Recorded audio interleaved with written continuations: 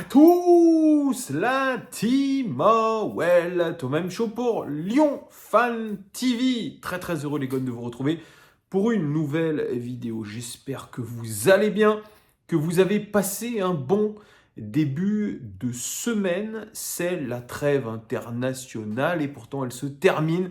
2 semaines sans voir l'Olympique lyonnais. Le prochain match c'est dimanche, ça sera face à Lille, c'est au Groupama Stadium. Et c'est un match important parce que on doit essayer absolument d'engranger la deuxième victoire de la saison. On sait que l'équilibre est extrêmement fragile, que cette victoire face à Rennes, il va falloir la confirmer. Il va falloir se relever parce que sinon, vous le savez aussi, c'est direction la Ligue 2. Et je pense que tout supporter que on est, eh bien, on ne supportera pas une descente en Ligue 2. Alors, beaucoup me demandent si jamais on descend en Ligue 2, est-ce que tu arrêtes la chaîne? Non, j'arrêterai pas la chaîne, mais ça aura une autre saveur quand même, une différente saveur, une saveur qu'on n'aimerait vraiment pas connaître quand on voit la situation de Saint-Étienne, quand on voit la situation surtout de Bordeaux. On imagine vraiment que la Ligue 2, c'est les portes de l'enfer. Et les portes de l'enfer, elles nous sont un petit peu ouvertes ou entr'ouvertes. Et sincèrement, ça serait une énorme catastrophe. Bref, merci en tout cas de votre soutien. Je le redis à chaque fois, votre soutien m'est précieux, nous est précieux sur cette chaîne parce que ça permet de donner le maximum, de vous faire le plus de contenu qualitatif possible. Et malgré la situation du club, ça on va continuer. Je continuerai à vous faire des vidéos sur l'actualité du club. C'est important et je sais que ce club amène beaucoup de passion. D'ailleurs, je suis assez surpris. Il y a pas mal de nouvelles chaînes sur l'Olympique Lyonnais qui se montent, des chaînes de supporters. Je suis content d'avoir été un petit peu l'un des pionniers de ce mouvement un petit peu sur YouTube. Enfin, attention, mouvement lyonnais en tout cas, parce qu'il y avait d'autres chaînes qui étaient là avant moi sur d'autres clubs et notamment en Angleterre. Mais en tout cas, en 2017, j'étais l'une des premières chaînes à être montée. Donc ça, c'est plutôt cool. Il y avait aussi Olympique et Lyonnais, mais c'est un contenu un petit peu différent. C'était plutôt des émissions de journalistes. En tout cas, chaîne de supporters concernant l'Olympique Lyonnais, c'est la première. Et je vois qu'aujourd'hui, il y a une pépinière de chaînes qui se montent. Bonne chance à elle, parce que le chemin est long et tortueux, un petit peu comme ce que nous vivons actuellement en tant que supporters. Alors, petite vidéo, c'est pour vous parler un petit peu des news concernant le club. Je vous avais fait une dernière vidéo sur la rumeur Sampaoli. Et qu'est-ce que j'ai vu dans les commentaires? Ouais, Thomas, tu racontes n'importe quoi. Toutes les informations que tu vois à droite à gauche, tu les commentes. Il y a pas mal de commentaires comme ça. Écoutez, peu importe la source de l'information, j'en parle. Et surtout que cette source, elle est intéressante puisque c'est une source venant d'Italie, d'un spécialiste du mercato et qui prouve un petit peu que l'Olympique lyonnais est en train de bouger. Donc ceux qui me racontent, ouais, tu racontes n'importe quoi, écoutez, ça a été relayé aujourd'hui même par RMC, cette information de Rudy Galetti, à savoir que l'Olympique lyonnais aurait sondé Jorge Sampaoli pour devenir le nouvel entraîneur de l'Olympique lyonnais à la place de Fabio Grosso. Ça, c'est vraiment une information à prendre avec des pincettes, certes, mais qui montre aujourd'hui que John Textor ne peut pas rester les bras croisés par rapport à notre situation. Confiance en Fabio Grosso, oui, mais jusqu'à quand? Aujourd'hui, John Textor l'a dit publiquement sur Twitter, il n'a jamais contacté aucun entraîneur et il donne toute sa confiance à Fabio Grosso. Donc c'est un démenti de John Textor, preuve qu'il prend quand même l'information avec intérêt. Et vous le savez, Jean-Michel Aulas nous a quand même bien initié à tout ça. Dès qu'on dément une information, cela veut dire que c'est probablement une information fiable. Oui, aujourd'hui, John Textor est en train de regarder ce qu'il se passe sur le marché des entraîneurs parce que il ne supportera pas, en tant que propriétaire de notre club, de devoir aller en Ligue 2, sachant qu'il vient de faire des investissements assez incroyables, notamment dans une restructuration interne de grande envergure. Laurent Prudhomme est arrivé en tant que CEO de l'Olympique Lyonnais. Il y a eu une restructuration au sein de la cellule de recrutement. Il devrait y avoir l'arrivée d'un directeur sportif. Est-ce que ce sera Jellinger, l'Allemand du Bayern Munich, enfin qui a quitté le Bayern Munich?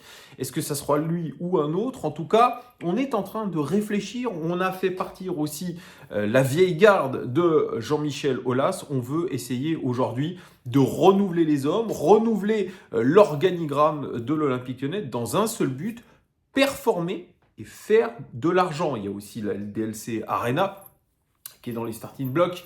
Nos joueurs d'ailleurs ont été la visiter dans la semaine. Est-ce que ça va être vendu? Il y a aussi le fait que Tony Parker soit retourné au board de de Eagle, pardon.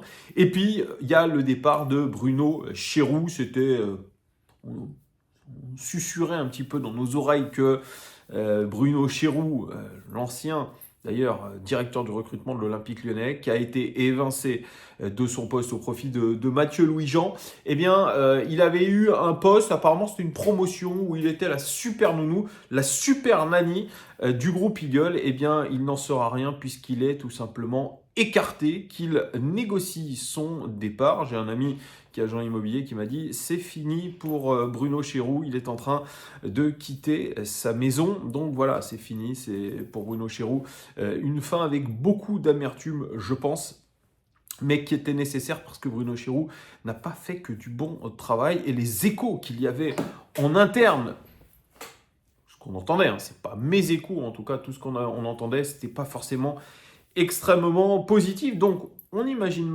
mal John Textor investir, restructurer pour ensuite se retrouver en Ligue 2. Ce n'est pas possible et il n'hésitera pas, si les résultats continuent à plonger, c'est-à-dire il attend, je pense, une vraie confirmation de la victoire face à Rennes pour pouvoir se décider. Parce que imaginons qu'on continue à descendre, c'est-à-dire à enchaîner des défaites, parce que ce n'est pas parce qu'on a gagné contre Rennes que ça va être l'embellie de nouveau. Attention, c'est très fragile. Eh bien, je pense que John Textor, comme il l'a fait par le passé à Molenbeek et ailleurs, même à Botafogo, eh bien, il tranchera dans le vif et il changera d'entraîneur. C'est un fusible, l'entraîneur, sachez-le.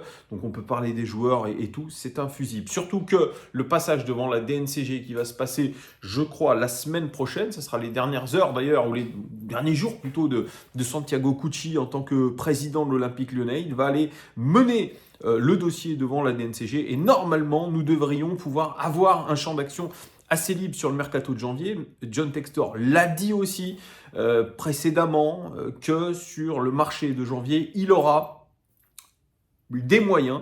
Il donnera à l'Olympique Lyonnais des moyens très intéressants pour pouvoir recruter et surtout pour pouvoir donner une vraie équipe compétitive. On se demande comment, avec qui, parce que qui va vouloir se mettre dans une situation pareille à l'Olympique Lyonnais, à part être surpayé, mais prendre le risque de descendre en Ligue 2. Alors, il faudra mettre des clauses dans les contrats. Si jamais le club descend, eh bien, on peut automatiquement rompre son contrat. Ça peut être ça. Il y aura d'autres joueurs qui vont vouloir aussi quitter le navire. Ça, Fabio Grosso en a parlé récemment. Il a dit, je vais voir sur qui je peux compter. Et on le voit dans ses compositions d'équipe. Il y a des choix tranchés. Il n'hésite pas à mettre ses cadres en concurrence directe avec d'autres. C'est-à-dire qu'ils n'en sont plus assurés, ces cadres, Lacazette, Tolisso, Dejan Lovren notamment, à être titulaires. Ça sera le cas aussi pour Anthony Lopez, parce que, vous le savez, j'ai fait une vidéo et ça va se préciser. Nous devrions avoir 2 joueurs brésiliens qui devraient être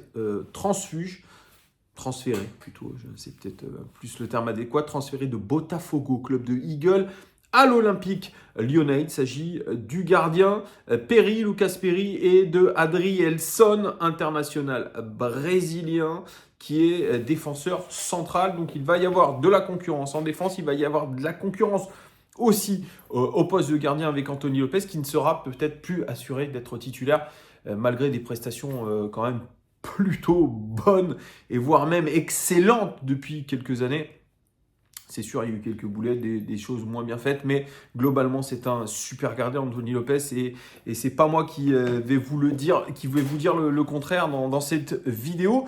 Donc, beaucoup de choses vont bouger et John Textor ne restera pas les bras croisés. Quid de Juninho? Ça fait partie de la restructuration voulue par John Textor. Il l'a plus ou moins dit officiellement, puisqu'il a retweeté une information de Hugo Guillemette de l'équipe qui dit que Juninho serait la priorité de John Textor en tant que conseiller spécial du groupe Eagle, mais attaché spécialement pour l'Olympique Lyonnais. Donc cette rumeur, qui avait été d'ailleurs démentie par Juninho il y a quelques mois en arrière, eh bien, se retrouve être une piste plutôt fiable. Hugo Guillemette disait « La réponse de Juninho est attendue sous 7 jours. Il est en phase de réflexion. » Réflexion sur quoi? Sur ce qu'il demande, à savoir les pleins pouvoirs sportifs. Ça, c'est du conditionnel. Il demanderait les pleins pouvoirs sportifs. Oui, tout à fait, à l'Olympique Lyonnais. Et surtout, pouvoir gérer son poste depuis le Brésil, à savoir faire du télétravail. Rien que ça, Juninho met des grosses conditions. Moi, vous connaissez mon avis. Je suis contre un retour de Juninho. Malgré qu'il ait été une grande légende du club, un grand homme, qu'il ait fait venir Paqueta, Guimarães, il n'y a pas de souci. Mais globalement, ça s'est mal passé, puisque la personnalité de Juninho ne colle pas avec le monde de l'entreprise. Et je doute que ça puisse coller avec le monde d'entreprise à l'américaine. Il risque d'y avoir des tensions, et on sait que les tensions, John Textor n'aime pas. Donc, refaire venir Juninho pour calmer les supporters, pour imaginer qu'il va faire quelque chose de cette équipe. Alors, si on lui donne les pleins pouvoirs sportifs, cela veut dire sur du recrutement, aller mettre son nez dans la cellule de recrutement, mettre aussi son nez, quand il le décide, dans le vestiaire de l'Olympique Lyonnais, quand il aura des choses à dire. Est-ce que ça va être accepté aussi par le coach Fabio Grosso? Fabio Grosso, il a beau être taiseux, il a une forte personnalité, il n'hésite pas à trancher dans le vif. On l'a vu notamment avec quelques frictions avec Dejan Lovren. Donc, il y a tout ça qu'il faut harmoniser et je suis contre aujourd'hui le retour de Juninho qui est pour moi le symbole d'un échec de l'Olympique Lyonnais en termes managérial. Je sais que tout le monde n'est pas d'accord avec ça, mais en tout cas, c'est mon avis. Pour l'instant, la décision de Juninho se fait attendre. Je vous ferai une vidéo, bien évidemment, quand il y aura une décision officielle. En tout cas, n'hésitez pas à me dire en commentaire ce que vous pensez de tout ce gloubli-gloubla. Comme ça aussi, gloubli-gloubla. Merci à tous les gones et à très très vite. Ciao.